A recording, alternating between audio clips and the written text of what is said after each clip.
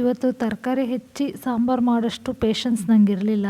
ಅದಕ್ಕೆ ಅರ್ಜೆಂಟಾಗಿ ತರಕಾರಿ ಹೆಚ್ಚಲಂಗೆ ಏನು ಸಾಂಬಾರು ಮಾಡೋದು ಅಂತ ಯೋಚನೆ ಮಾಡಿದ ಮೇಲೆ ಇದೊಂದು ನನಗೆ ನೆನಪಿಗೆ ಬಂತು. ಅದೇನಪ್ಪ ಅಂದರೆ ಅದೇ ತಂಬುಳಿ ಸಾರು.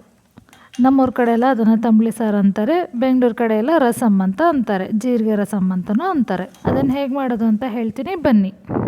ಮೊದಲು ಒಂದು ಮಿಕ್ಸಿ ಜಾರಿಗೆ ಕೊಬ್ಬರಿ, ಜೀರಿಗೆ, ಖಾರದ ಪುಡಿ, ಬೆಳ್ಳುಳ್ಳಿ, ಹುಣಸೆಹಣ್ಣು, ಸ್ವಲ್ಪ ಈರುಳ್ಳಿ ಹಾಕಿಕೊಳ್ಳಿ.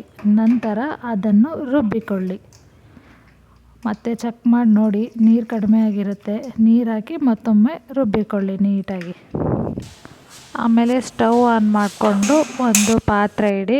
ಪಾತ್ರೆಗೆ ಒಂದು ಸ್ವಲ್ಪ ಎಣ್ಣೆ ಹಾಕಿ, ಎಣ್ಣೆ ಹಾಕಿದ ಮೇಲೆ ಸ್ವಲ್ಪ ಸಾಸಿವೆ, ಜೀರಿಗೆ, ಕರಿಬೇವು ಹಾಕಿ ನೀಟಾಗಿ ಮಿಕ್ಸ್ ಮಾಡಿ. ಅದನ್ನು ಸ್ವಲ್ಪ ಫ್ರೈ ಆಗ್ತಿದ್ದಂಗೆ ಅದಕ್ಕೆ ಈರುಳ್ಳಿ ಹಾಕಿ ಅದನ್ನು ಮಿಕ್ಸ್ ಮಾಡಿ.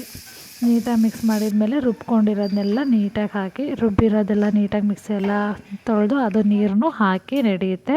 ಅದಾದಮೇಲೆ ರುಚಿಗೆ ತಕ್ಕಷ್ಟು ಸ್ವಲ್ಪ ಉಪ್ಪು ಹಾಕಿ, ಕಲ್ಲುಪ್ಪೆ ಹಾಕಿ. ಕಲ್ಲುಪ್ಪು ಹಾಕೋದ್ರಿಂದ ಒಳ್ಳೆಯದು, ಚೆನ್ನಾಗಿ ಟೇಸ್ಟ್ ಬರುತ್ತೆ ಕಲ್ಲುಪ್ಪು ಹಾಕಿ. ಅದಾದಮೇಲೆ ಒಂದು ಕುದಿ ಕುದಿಬೇಕದು. ಒಂದು ಕುದಿ ಕುದೀತು ಅಂದರೆ ಅಲ್ಲಿಗೆ ಮುಗೀತು. ಬಿಸಿ ಬಿಸಿ ತಂಬುಳಿ ಸಾರು ರೆಡಿ. ಅನ್ನ ಬಿಸಿ ಬಿಸಿ ಅನ್ನ ಮಾಡಿಕೊಂಡು ಬಿಸಿ ಬಿಸಿ ಸಾಂಬಾರು ಹಾಕ್ಕೊಂಡು ಉಣ್ತಾಯಿದ್ರೆ ತುಂಬ ಚೆನ್ನಾಗಿರುತ್ತೆ.